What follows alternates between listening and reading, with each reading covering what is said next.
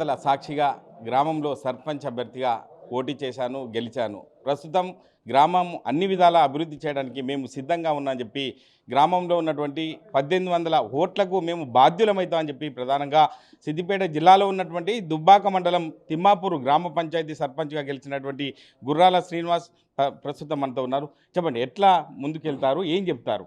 తిమ్మాపూర్ ప్రజల గ్రామ అభివృద్ధి ఎజెండాగా పెట్టుకొని పార్టీలకు అతీతంగా సంపూర్ణంగా ఉప సర్పంచ్ వార్డు మెంబర్ల సంపూర్ణ సహకారంతో గ్రామ అభివృద్ధి కోసం గతంలో పరిపాలన చేసినటువంటి మాజీ సర్పంచులు, ఎంపీటీసీలు, వివిధ రకాల హోదాలో పనిచేసేటువంటి డైరెక్టర్లు, వైస్ చైర్మన్లు, మరి జడ్పీటీసీలు అందరి సహకారం, గౌరవ ఎమ్మెల్యే కొత్త ప్రభాకర్ రెడ్డి గారి అన్నగారి సహకారము, అదేవిధంగా గౌరవ ఎంపీ రఘునందన్ రావు అన్నగారి సహకారము, ఈ రాష్ట్ర ముఖ్యమంత్రి రేవంత్ రెడ్డి గారి సర్కారు సహకారం తీసుకొని తిమ్మాపురం సచివాలయం సంపూర్ణంగా అభివృద్ధి కోసం తీవ్రంగా కృషి చేస్తామని సందర్భంగా గ్రామ ప్రజానీకానికి మాట ఇవ్వడం జరుగుతూ ఉంది.